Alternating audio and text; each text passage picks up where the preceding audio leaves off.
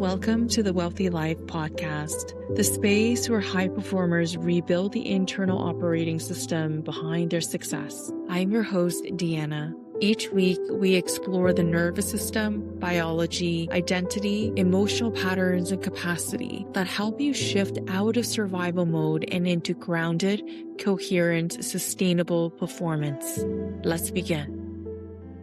There are 2 small steps you can start taking this week to restart building your internal operating system's capacity and also start creating more safety within your body.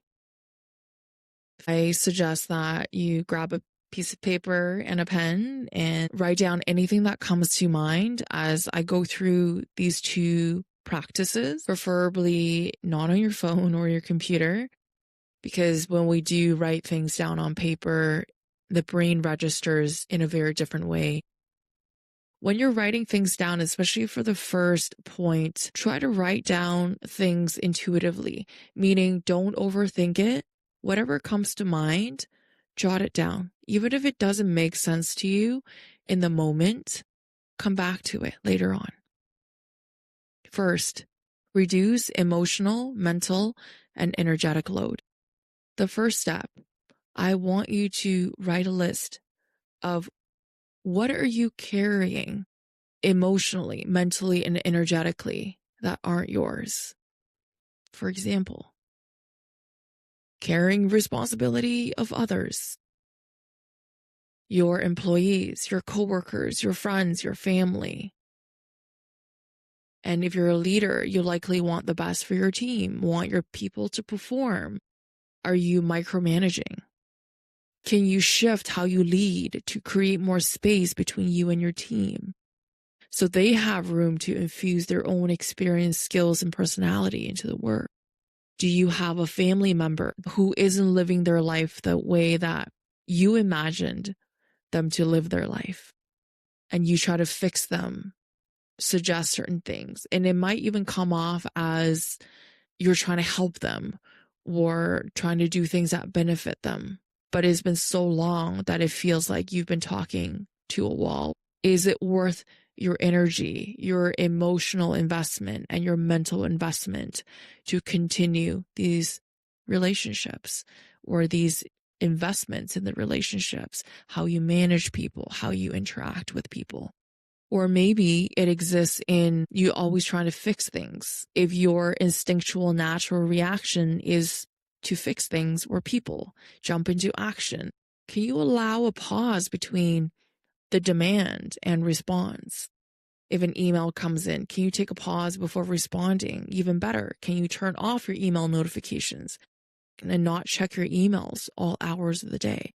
Do you have clear boundaries with events, with people, with work, with your day? Those are all considered emotional, mental, and energetic load. So now from here, look at all the things you've written down.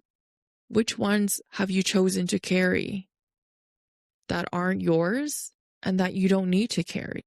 Second exercise, signal safety to your nervous system consistently throughout the day through small cues. I think of this one as a mother's love to her child and even to her kids' friends a lot of the times. And if you didn't have a loving mother growing up, think of someone, anyone in your life that has been very supportive and loving and truly caring. What made you feel safe in their presence? And if you think of a very loving mother, they're always saying the subtle things. I love you, honey. Are you hungry? What can I do for you? Can I fix you a sandwich? You're not feeling well. Can I make you some soup? Little things like that. And you know she's always got your back. Doesn't matter what happens, even if the world ends, you know she's there for you. And you have to be that person for yourself.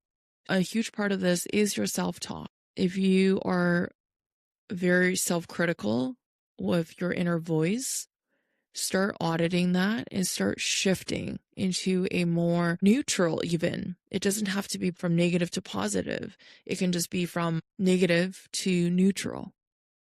If you can add a very compassionate component to your inner dialogue, it shifts how you live in this world, how you perceive situations and people, and how your nervous system, your biology responds.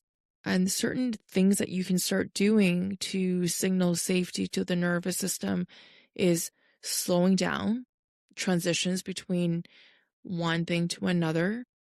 I always have sometimes 15 minutes, sometimes an hour buffers between my meetings, between place to place, just because one, I know sometimes things run late.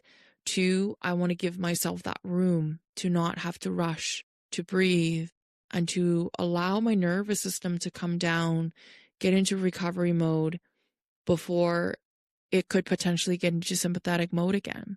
And during that time, I always reassure my nervous system and creating that safety through my inner dialogue, saying, that was a great meeting. You did so good.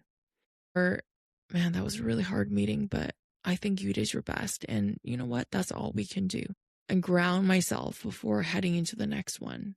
So creating that separation, not bringing old energy into the next thing.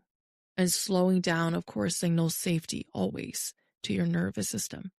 Starting with smaller tasks that don't take as long as the tasks that you typically take on, 25, 35, 45 minutes, and then move into a little bit of somatic practices, signaling safety to your body, meditation, breath work, depending on what your nervous system pattern is. This way you're able to push and ground. We want to support the energetic stress to kick in and get into that recovery mode. We don't want this energetic stress to tip over into survival stress. Allowing your nervous system to have breaks during your workday is tremendously important, especially if you're someone who's already burnt out. And the next one is pause as much as you can throughout the day. By pausing, I more so mean presence, because most of us, we operate on autopilot all day long. A lot of the times people don't know how they got home driving their car.